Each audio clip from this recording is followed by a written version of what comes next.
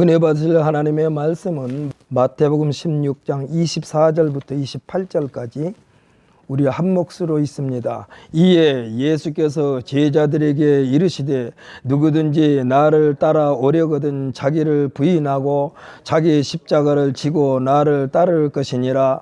누구든지 제 목숨을 구원하고자 하면 잃을 것이요 누구든지 나를 위하여 제 목숨을 잃으면 찾으리라. 사람이 만일 온 천하를 얻고도 제 목숨을 잃으면 무엇이 유익하리요? 사람이 무엇을 주고 제 목숨과 바꾸겠느냐? 인자가 아버지의 영광으로 그 천사들과 함께 오리니 그때 각 사람이 행한 대로 갚으리라. 진실로 너희에게 이르노니 여기 서 있는 사람 중에 죽기 전에 인자가 그 왕권을 가지고 오는 것을 볼 자들도 있느니라. 아멘. 할렐루야. 오늘도 한번 선포합시다. 오늘도 하나님은 우리에게 복 주시기를 원하십니다. 그러려고 부르셨습니다. 아멘. 할렐루야. 할렐루야. 하나님의 복을 받지 않고 살 수 있는 사람은 세상에 한 사람도 없습니다. 저는 오늘 본 말씀 마태복음 16장 24절로 28절 말씀을 가지고 축복은 희생이라는 양분이 있어야 한다라는 제목으로 의뢰받는 시간이 되시기를 원합니다. 우리 또 한번 선포할 거예요. 나는 복받기 위하여 희생을 각오하노라. 아멘. 할렐루야. 희생이 뒤따르지 않는 복은 복이 아니고 오히려 그것이 나를 저주의 늪으로 빠지게 할 수도 있습니다. 한때 한참 막 그 로또 바람이 불었을 때에 어떤 사람이 그러더라고요. 로또가 당선되지 않았더라면 우리 가정이 그대로 행복을 유지할 텐데 이놈은 로또 때문에 가정이 풍비박산 났다라고 하는 그런 말을 들은 적이 있습니다. 왜 그럴까요? 그것은 내 희생이 포함되지 않는 복이 아니요, 그건 벼락이죠. 벼락. 이 세상에 존재한 사람들 가운데 나는 이제 복을 받지 않아도 됩니다 라고 말할 사람 있을까요? 나에게 오려는 복을 나 말고 다른 사람에게 주세요 하고 양보한다거나 거부한 사람은 한 사람도 없을 것입니다. 여기에서 말하는 복은 무엇이냐? 물질이나 권세나 명예, 이와 같이 눈에 보이는 것만 복이 아닙니다. 우리들은 아마 경험을 했을 거예요. 아기를 낳을 때 옆에서 의학적으로 순산할 수 있도록 돕는 분만실의 의사나 간호사가 새롭게 세상에 태어날 생명에 대한 기대가 부풀어 가슴 조이며 기다리는 보호자들 앞에 갓 태어난 생명, 이 생명에 대하여 핏덩어리라고 부르기도 합니다. 이 신생아를 핏줄을 말하자면 탯줄을 절단하고 조치를 취한 후에 간호사가 첫 번째 누구에게 보입니까? 엄마에게 보여요. 엄마에게. 어머니에게 보이고 아버지에게 보이고 그 다음에는 산모를 걱정하며 기다리고 있는 보호자에게 가운데 유리 칸막을 통해서 보여주면서 손가락 발가락까지 하나하나 헤아리면서 극히 정상적인 신생아임을 보여줄 때에 안도의 한숨을 쉬게 됩니다. 이때 하나같이 보호자의 입에서 나온 말이 있습니다. 건강하고 극히 정상적인 새 생명을 보게 하심을 감사하게 됩니다. 믿는 자들은 하나님께 감사하고 믿지 않는 사람들도 허공이 되고 감사하는 거예요. 그리고 산모에게 수고 많이 했다라고 격려를 하게 됩니다. 이때 느끼는 감정은 조물주에 대한 감사입니다. 왜일까요? 이 새 생명이 가족들에게는 더 없는 축복이요 천하를 얻은 것만큼이나 뿌듯합니다. 건강하기 때문에 그렇습니다. 신체 어느 한 부분도 특별하지 않고 정상이기 때문에 그렇습니다. 이때 신에 대한 감사요 자신에게만 내려주는 놀라운 하나님의 복이라고 생각되기도 합니다. 그런데요 만에 하나 이 생명이 태어나자마자 그 부모와 산모 보호자들에게 걱정과 염려거리가 발견된다면 이는 축복이 될 수가 없습니다. 축복이 될 수가 없는 처지로 근심거리가 되고 맙니다. 그래서 그럴까요? 그래서일까요? 옛날부터 새 생명을 얻기 위하여 공을 들이고 정성을 들입니다. 우리 예수 믿는 크리스찬들에게도 기도를 합니다. 새 생명 달라고. 잉태된 이후에는, 그러니까 임신한 것이 확인되면은 임산부는 새 생명이 이 세상에 태어날 10개월 동안에는요, 산모 개인의 삶이 100% 새 생명을 위하여 희생하는 기간이라고 할 수가 있습니다. 그렇지 않습니까? 생각도 아무렇게 하면 안 돼요. 판단도 마찬가지고, 말도 행동 하나하나가 새 생명에게 영향을 끼친다라고 생각하여 조심조심합니다. 이것을 태결하고 우리가 말합니다. 좋은 생각으로 채우려고 애를 씁니다. 긍정적인 말로 채우려고 애를 씁니다. 누구를 판단하는 것도 칭찬하는 쪽으로 치우칩니다. 말도 고운 말을 사용하게 됩니다. 행동도 가볍게 처신하지 않습니다.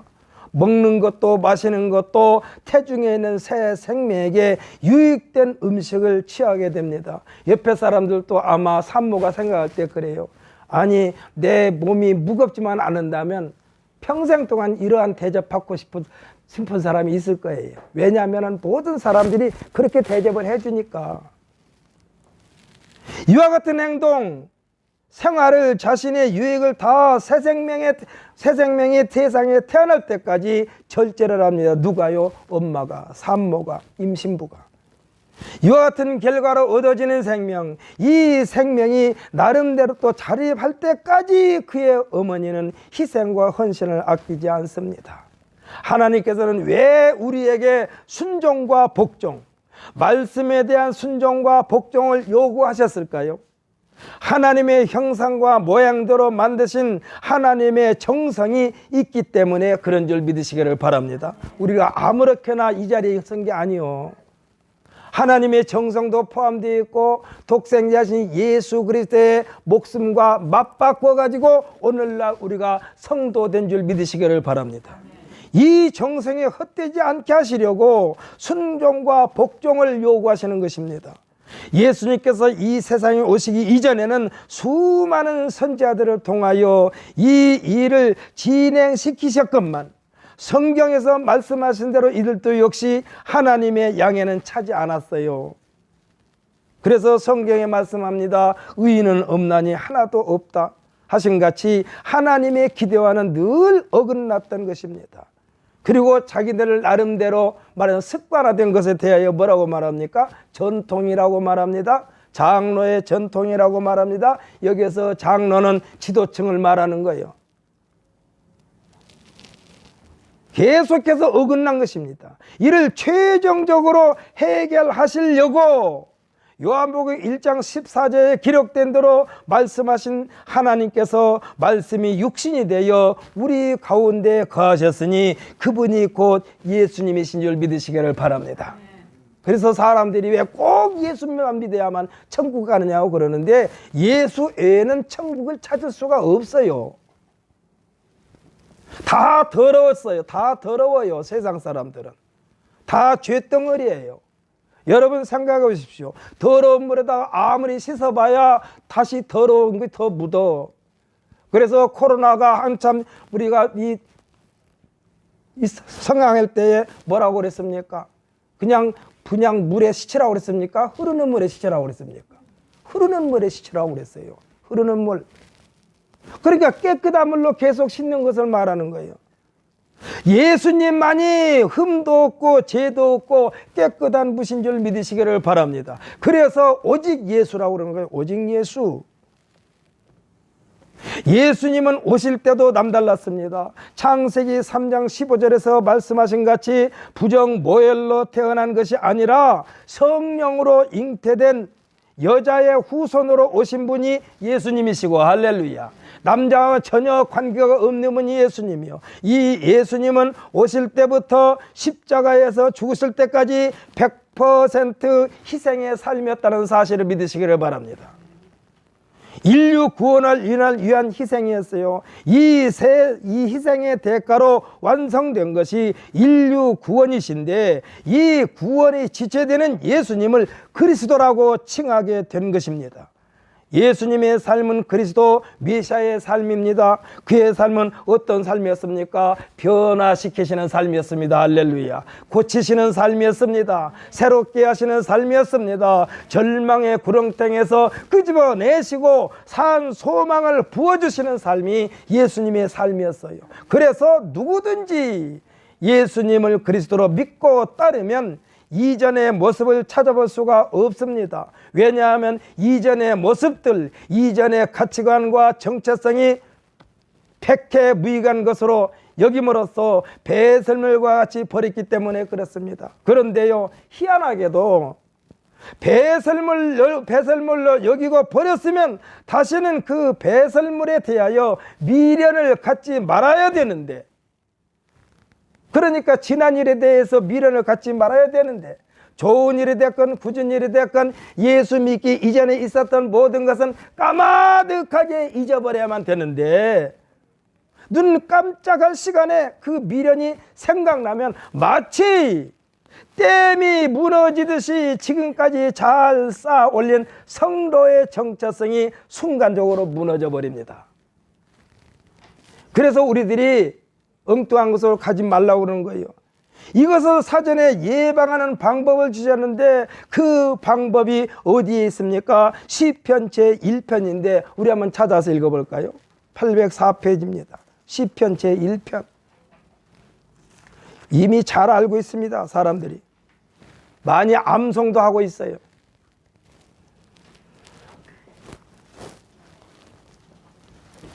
시편 제1편 1절부터 6절까지 함께 있습니다. 복 있는 사람은 악인들의 꾀를 따르지 아니하며 죄인들의 길에 서지 아니하며 오만한 자들의 자리에 앉지 아니하고 오직 여호와의 율법을 즐거워하여 그의 율법을 주야로 묵상하는도다. 그는 시냇가에 심은 나무가 철을 따라 열매를 맺으며 그 잎사이가 마르지 아니함 같으니 그가 하는 모든 일이 다 형통하리로다. 악인들은 그렇지 아니하며 오직 바람에 나는 겨와 같도다. 그러므로 악인들은 심판을 견디지 못하며 죄인들이 의인들이 모임에 들지 못하리로다. 무릇 의인들의 길은 여호와께서 인정하시나 악인들의 길은 망하리로다. 아멘. 할렐루야. 3절에 뭐라고 그랬습니까? 그는 시냇가에 심은 나무가 철을 따라 열매를 맺으며 그 잎사이가 마르지 아니함 같으니 그가 하는 모든 일이 다 형통하리로다라고 했습니다. 이 형통은 하나님의 형통인 줄 믿으시기를 바랍니다. 우리들이 생각하는 형통은요, 각각 다 달라요. 각각 달라. 그러나 하나님께서 말씀하신 형통은 모든 사람에게 다 똑같이 은혜가 되고 유익이 되는 줄 믿으시기를 바랍니다. 사람들이 말하는 형통은요, A라는 사람에게는 형통이지만 B라는 사람에게는 형통이 아니라 수치로 다가올 수도 있어요. 그러나 하나님께서 말씀하신 형통은 다 유익이 되는 형통이요. 여러분, 이 할 시간에 선포되는 말씀으로 여러분의 문제가 다 해결되시기를 예수님의 이름으로 축복합니다. 이것이 하나님의 형통이야. 하나님이 함께하고 있다는 흔적입니다. 형통은 하나님이 함께하고 있다는 흔적이요, 이와 같은 삶으로 채우기 위하여 하루에 7번씩 찬양한다라고 시편 기자는 시편 119편에서 말하고 있습니다. 어떠한 장애물도 장애물로 여기지 않기 위하여 주의 법을 사랑한다라고 그랬습니다. 생각해 보십시오. 특별히 운전하는 사람들이 경험한 것입니다. 운전을 한참 하고 가는데 갑자기 도로를 달리는데 갑자기 차가 밀리기 시작합니다. 가다 보니까 서로 도로 옆에 깜빡이 등을 킨 자동차가 여러 대 정차되어 있습니다. 조금 더 가다 보니까 교통경찰관들이 음주 측정을 하면서 측정 결과에 따라 자동차 키를 압수하고 자동차를 옆에 세워두는 것입니다. 이때 평상시에도 전혀 술과는 인연이 없는 사람, 술을 전혀 입에 대지도 않는 사람은 무엇을 누립니까? 참 자유를 누리는 거예요. 할렐루야.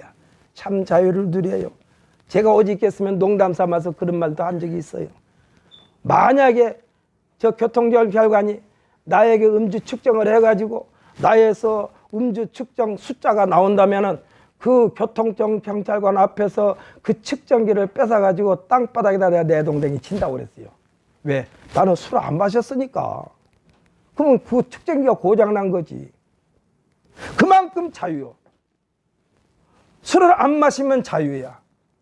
지금 시편 기자가 주야로 하나님의 말씀을 묵상한다는 것은 그의 삶 자체가 말씀에 흠뻑 젖어서 산다는 사실을 지금 말씀해 주고 있습니다.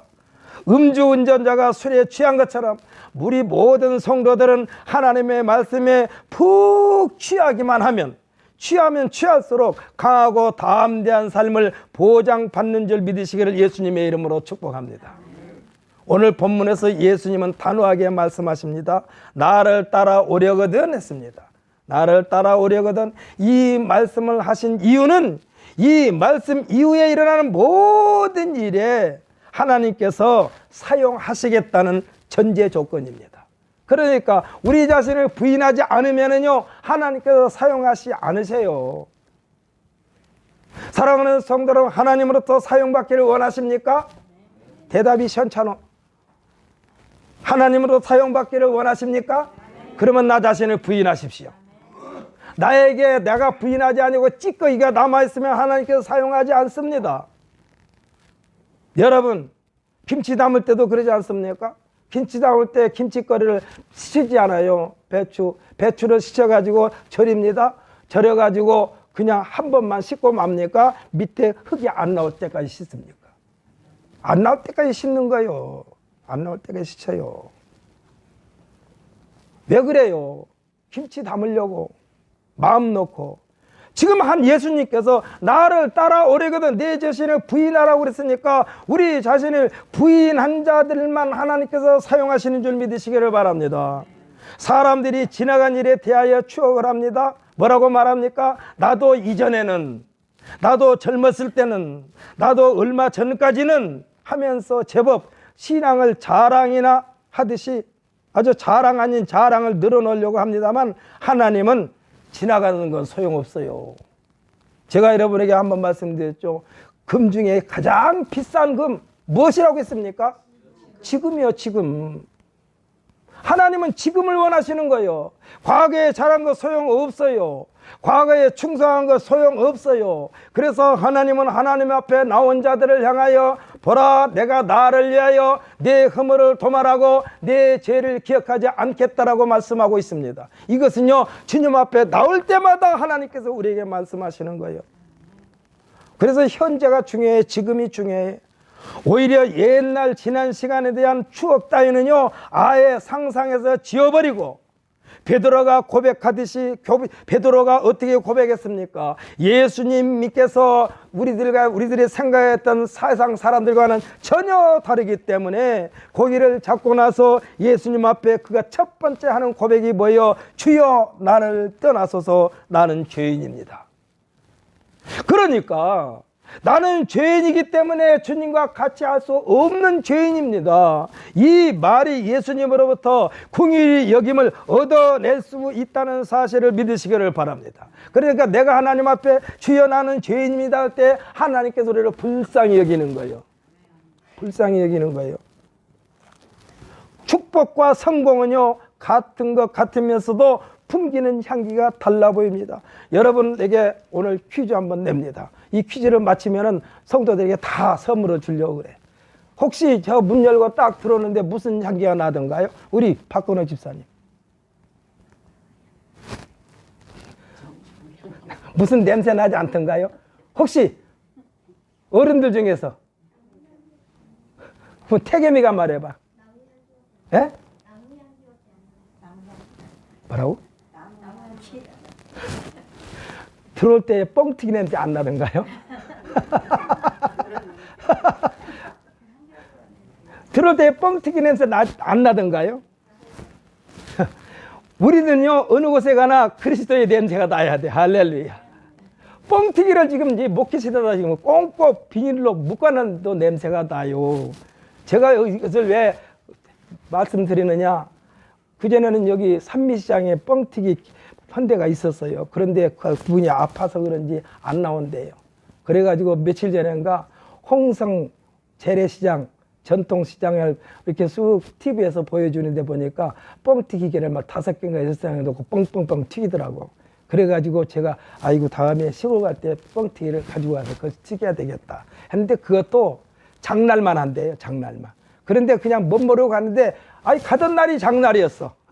가던 날이 장날이었어. 그래가지고 가지고 뻥튀기를 튀겨가지고 자동차에다 넣었는데 자동차 문만 열면 구수한 냄새가 풍기는 거예요. 그래도 오늘도 틀림없이 구수한 냄새를 여러분들이 맡았을 줄 알고 내가 여러분에게 말씀드리는 거예요. 아, 그 냄새가 뻥튀기 냄새였구나. 이따가 갈 때 한 보따리씩 드릴 거예요. 뻥튀기. 그 충청도 홍성까지 가서 그 튀겨온 겁니다. 그러니까 이 풍기는 축복과 성공은 같으면서도 풍기는 향기가 달라요. 축복이라는 말은 위로부터 내려주시는 분이 있다는 뜻이 포함되어 있지만 성공이라는 말은요 다분히 당사자에게 공이 더 커 보이는 듯합니다. 그렇지 않습니까? 하지만 축복도 성공도 최종 결정권자는 같은 분이라는 사실을 믿으시기를 바랍니다. 잠언서 기자는 잠언서 16장 3절에서 뭐라고 그랬느냐? 너의 행사를 여호와께 맡기라. 그리하면 내가 경영하는 것이 이루어지리라 라고 했습니다. 또 16장 9절에서는 뭐라고 그러냐? 사람이 마음으로 자기의 길을 계획할지라도 그 걸음을 인도하는 이는 여호와시니라. 할렐루야. 오늘 이 시간에 참석한 우리 성도들은 우리의 모든 행사, 크고 작은 모든 범사를 하나님을 의지하는 마음에서 조금도 떠나지 말고 항상 하나님을 의지하는 마음으로 충만하시기를 예수님의 이름으로 축복합니다. 이것 정도야 내가 할 수 있지 아니에요. 이것 정도는 내가 할 수 있지가 아니요. 수년 전에 김영삼 대통령이 정권 잡았을 때인가요? 성수대교가 무너졌죠. 또 삼풍백화점이 무너졌죠. 그때요 삼풍백화점에 들어간 사람들이나 성수대교에서 무너져가지고 거기서 희생당한 사람들이 그걸 알았을까요? 몰라요. 평상시 그냥 다니대로 다닌 거예요. 순간적으로 그런 사고를 당한 거 아닙니까? 우리 그러기 때문에 아무리 하찮은 것이라 할지라도 우리는 전폭적으로 만군의 여호와 하나님을 온전히 의지하는 우리 모두가 되시기를 예수님의 이름으로 축복합니다. 그리하여 그 결과에 대하여 하나님께 영광 돌리는 거예요. 사회적으로 많은 업적을 이루어 수많은 사람들로부터 추앙받은 사람들을 보면 하나같이 공통점이 있습니다. 우선 자신과의 싸움에서 이긴 사람들이요.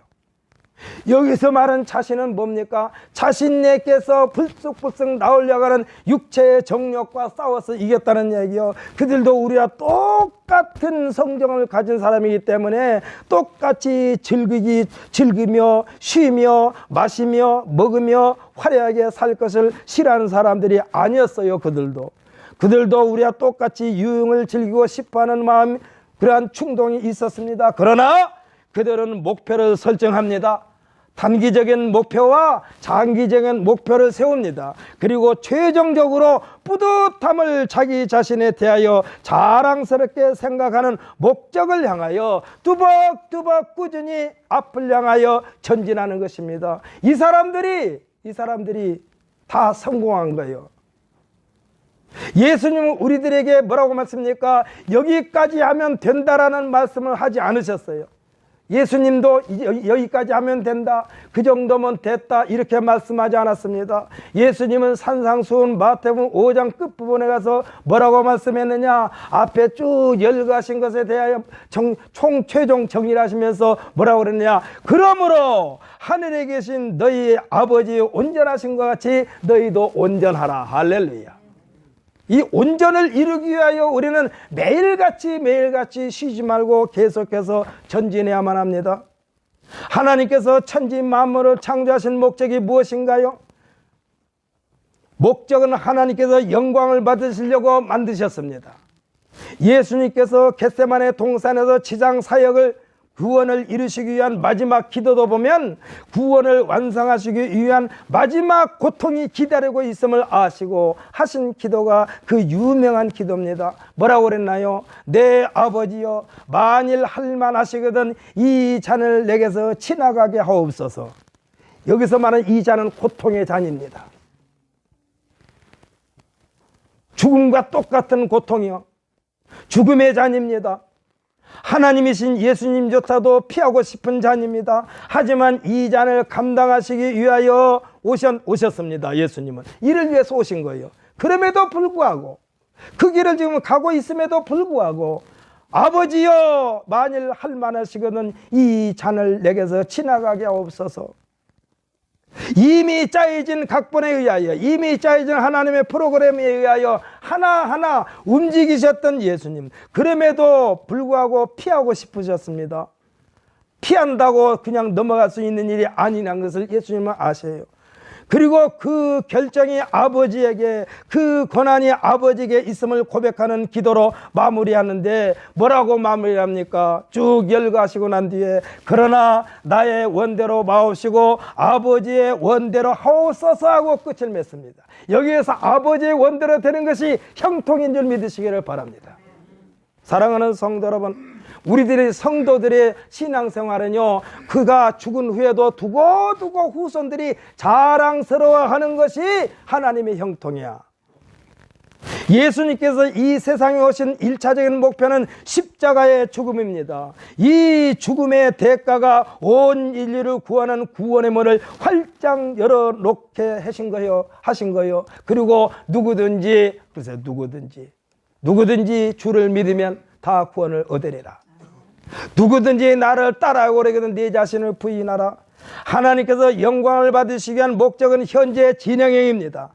언제 끝을 맺을까요? 이 끝을 맺는 그 시간이 하나님의 목적을 다 이루신 시간입니다. 예수님께서 하신 일은 아직도 남아 있습니다. 첫 번째 목표는 예수님께서 이 세상 오셔서 구원의 문을 활짝 여시는 것이고, 두 번째 목표는 다시 이 땅에 오셔서 심판하는 것이 두 번째 목표이고, 세 번째 목표는 부활의 신앙을 소유한 성도들을 일으켜 세워 온 인류의 신랑 되신 예수님과 혼인잔치에 참여하는 성도들의 소망이 이루어지는 그날입니다. 그리고 네 번째 목표는 목적을 다 이루는 영생나라에 입성하는 것입니다. 그곳의 광경에 대하여 요한일서 1장 3절의 말씀을 하고 계시는데, 이것을 한번 찾아서 읽어볼까요? 신약성경 388페이지입니다.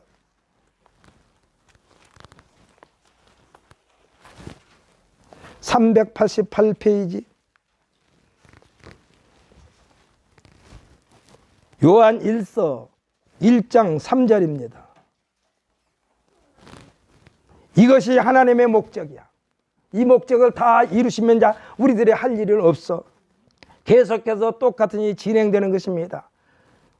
우리 요한일서 1장 3절 읽습니다. 우리가 보고 들은 바를 너희에게 전함은 너희로 우리와 사귐이 있게 하려 함이니, 우리의 사귐은 아버지와 그의 아들 예수 그리스도와 더불어 누림이라. 아멘, 할렐루야. 뭐라고 그랬습니까? 누린다라고 그랬어요. 누린다.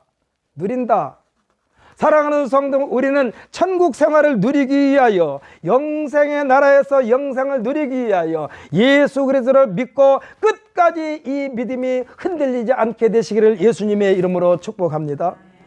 어저께인가 모 신부가 이 유튜브에 나와서 말하는데 이런 말을 하더라고요. 영성에 대해서 말하면 사람들이 그냥 깜빡 죽는디야.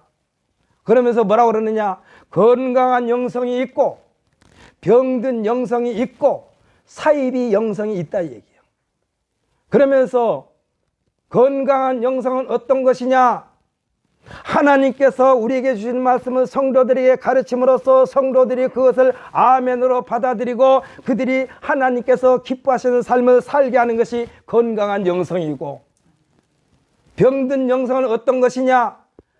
교회 지도자라고 한 자들이 자기가 체험한 것을 억지로 성도들에게 쑤셔 넣는 것, 그리고 자기를 본받으라고 하는 것, 그것이 다인 것처럼 그것을 강요하는 것, 이것이 병든 영성이래요. 쉽게 생각해 볼까요? 성도들이 조금 나쁜 습관이 있으면 그것을 이 개인 대 개인이 이렇게 상담하면서 이러이러한 것은 그게 하나님께서 기뻐하시지 않는 일이니 그것을 좀 이렇게 절제하십시다라고 이렇게 잘 지도하면 이 건강한 영성인데, 사람들 앞에서 망신을 준다든지 충격요법을 써가지고 나는 도저히 구제불능이다라고 말하자면 자기 자신을 비하해버리면 이것은 병든 영성이란 얘기예요. 세 번째 사이비 영성은 어떤 것이냐? 자기를 그리스도로 믿게 하는 게 사이비 영성이야. 그리고 맨 마지막에 꼭 물질을 자기애로 집중시키게 하는 것이 사이비들의 특징이 그거래요. 자기에게만, 자기네 집단에만 영생이 있고, 그러면서 사회와 자꾸 단절하게 만듭니다. TV도 보지 말아라, 신문도 보지 말아라, 핸드폰도 보지 말아라. 그걸 신문을 보고 TV를 보고 핸드폰을 보고 그러면은 병든다. 영이 병든다. 그걸 다 단절하게 하고, 그분이 말하기를 이것은 가스라이팅, 세뇌 교육을 시킨다 얘기야. 그런데요, 그분이 말하기를 의외로 인테리어에 속한 사람들이 그대에 빠진 데가 많대요. 그래가지고 그들이 나중에는 나오려고 해도 거기에 머릿속에 그게 아주 꽉 박혀가지고 못 나온대. 사랑하는 성도 여러분, 제가 여러분에게 말씀드리죠. 분명히 이 음식이 이종거리가 먹을 때는 맛있고 구수하고 달고 그래요. 그러나 다른 사람이 먹을 때는 그렇게 맛있지 않을 수 있어요. 나는 단데 다른 사람들은 설탕을 더 넣으라고 그러고, 어떤 사람들은 전혀 달지 않다라고 말하고, 똑같은 음식인데 사람들이 맛이 다 다른 것처럼 하나님의 말씀에도 다 다르다는 얘기입니다. 느끼는 것이 다르다는 얘기예요. 틀린 것과 다른 것과는 전혀 다릅니다. 틀린 것은 잘못된 것에 틀린 것이고, 다른 것은 다르지만은 목적은 똑같은 거예요. 생각해 보십시오. 우리의 몸의 일부가 다 다르잖아요. 그러나 우리 몸을 건강하게 유지하기 위하여 다 필요한 것이 그거예요. 나만 더운가? 왜 저게 갑자기 꺼가지고. 그러니까 오늘 지금 요한 1장 3절에서 말한 대로 우리의 최종 목적은 뭐냐? 아버지와 아들과 우리와 함께 누리는 것인 줄 믿으시기를 바랍니다. 사귀는 관계라고 그랬습니다. 이것이 끝이야. 여기까지 우리가 가야 돼요. 그래서 예수님께서 말씀하신, 그러므로 하늘에 계신 너희 아버지 온전하신 것 같이 너희도 온전하라 라고 말씀한 거예요. 온전하라. 성도들의 목적이 여기에 있습니다. 우리들은 아버지와 그의 아들 예수 그리스도와 더불어 누림이라. 여기에 도달할 때까지 우리들도 시간 들이고 물질 들이고 몸을 들여 즐거움으로 기쁨으로 보람으로 여기면서 믿음을 지키는 것입니다. 사랑하는 성도 여러분, 이와 같이 하나님과 누리는 것이 최종 목적인데, 이 땅에 머물르는 동안에 조금씩 내가 몸이 좀 불편한 거, 내가 지금 생활하는 거 불편한 것은 충분히 감내할 수 있는 믿음의 소유자가 되시기를 예수님의 이름으로 축복합니다. 그래야만이 최종적으로 하나님과 함께 누린다니까. 오늘 본문의 말씀은 우리 자신이 누구인가를 발견하는 것이 복이라는 것입니다. 우리 자신이 누구인가를 발견하는 것이 복이요. 여러분이 누구인지를 모르면 안 됩니다. 그것을 알려면 자신을 내려놓으면 그때 발견돼요. 내 자신이 누구인가를 망각할 때 사건 사고가 터집니다. 예수님은 일찍이 자신이 누구인가를 알고 계셨기에 제자들에게 누누이 말씀하신 것입니다. 그리고 그곳에 가신 것입니다. 빌라도가 회유책을 쓸 때도 예수님 자신에게 뭐라고 그랬습니까? 나에게는 취할 권세도 있고 버릴 권세도 있다라고 했습니다. 이것을 한번 찾아서 읽어볼까요? 요한복음 10장입니다.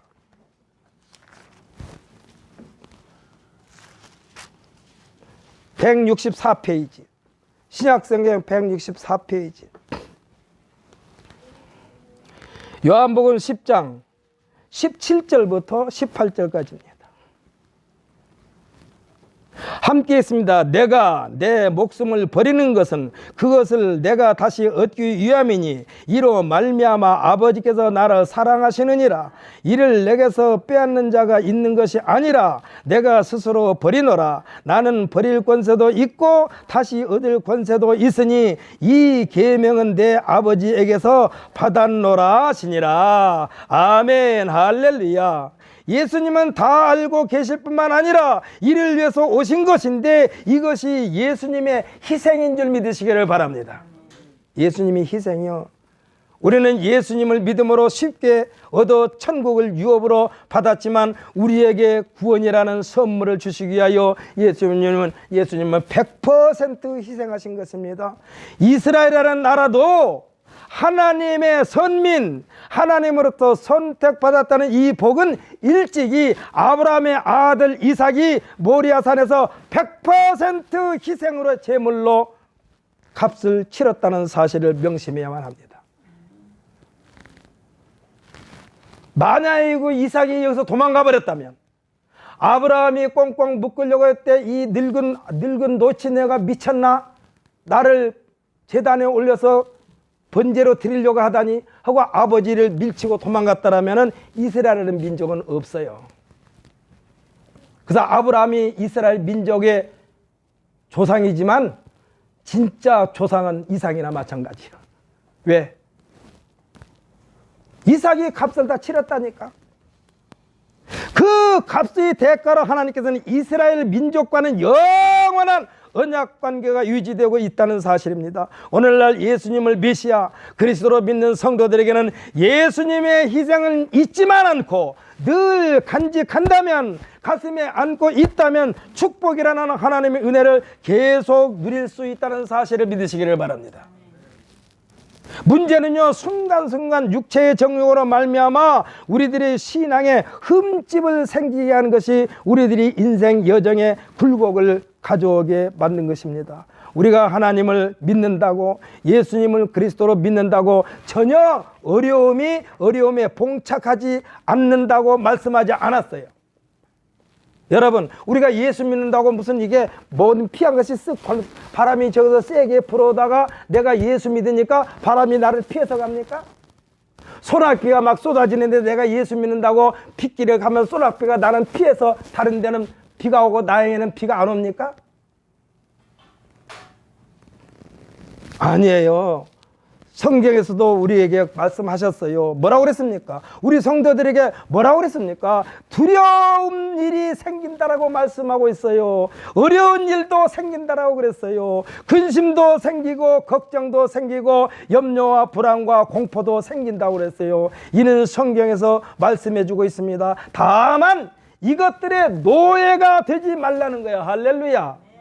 이것들의 노예가 되지 말아라. 그러면서 뭐라고 했습니까? 두려워하지 말아라. 그러니까 두려운 일이 오거든 두려워하지 말아라. 놀랄 일이 생기거든 놀라지 말아라. 마음에 근심할 일이 생기거든 근심하지 말아라. 염려할 일이 생기거든 염려하지 말아라. 누구에게 하신 말씀인가요? 믿는 자들에게, 성도들에게 하신 말씀인 줄 믿으시기를 바랍니다. 다만 이와 같은 일이 생길 때마다 하나님을 찾으라고 그랬어요. 하나님을 찾으라. 그러니까 어떻게 보면은요, 근심할 일이 생기고 염려할 일이 생기고 놀라울 일이 생기고 두려운 일이 생기는 것은 우리하고는 기도하게 하려고, 기도하라고. 그러면서 하나님 말씀하셨어요. 너희가 전심으로 나를 찾고 찾으면 나를 만나리라. 할렐루야. 이는 하나님을 만나지 않는 것은 전심으로 구하지 않기 때문에 그러는 거예요. 여러분, 어려움이 있지요. 그때마다 기도하십시오. 이런 하나님을 100% 의지하게 하시려고 하나님께서 우리에게 고난의 주시는 거예요. 예수님께서 마음에 근심하지 말라 하시면서 하나님을 믿으니 또 나를 믿으라 했습니다. 너희 염려를 주께 다 맡기라 했습니다. 야고보서 5장 13절에 보면 너희 중에 고난당하는 자가 있느냐? 그는 기도할 것이요. 우리가 행복을 누려야 할 이유가 여기에 있어요. 왜? 어려움에 봉착할 때에 땅이 꺼지게 한숨 쉬지 말고 기도하라 했으니 또 예수님께서는 구하고 찾고 두드리라고 했으니 예수님은 너희가 내 이름으로 무엇을 구하든지 내가 행하리니 했습니다. 예수님께서 우리에게 주신 것이 다 복이요 축복인 줄 믿으시기를 바랍니다. 다 잊지 말아야 할 것이 있어요. 다 잊지 말아야 할 것이. 이 모든 복이 예수님의 희생으로 값을 치렀다는 사실을 믿으시기를 바랍니다. 이것을 마음판에 간직하고 사는 사람들은 행복이라는 열매가 눈에 보여요. 할렐루야. 어려움이 있어도 행복해요. 왜? 하나님께서 주시기로 약속되어 있으니까. 우리는 다른 것을 믿는 것이 아닙니다. 하나님의 약속을 믿는 것입니다. 하나님의 약속을 믿고 모든 것을 절제하는 것입니다. 사랑하는 성도 여러분, 하고 싶은 것, 먹고 싶은 것, 마시고 싶은 것 될 수 있으면 하나님께서 기뻐하시는 일에 쓰기 위하여 아끼고 전략하고 그것으로 말미암아 우리의 영성이 항상 하나님께서 기뻐하시는 방향으로 흘러가도록 여러분들께서 꿋꿋하게 서서 하나님께서 기뻐하신 일에 모든 인생의 초점을 맞추시기를 예수님의 이름으로 축복합니다. 다 같이 기도합시다.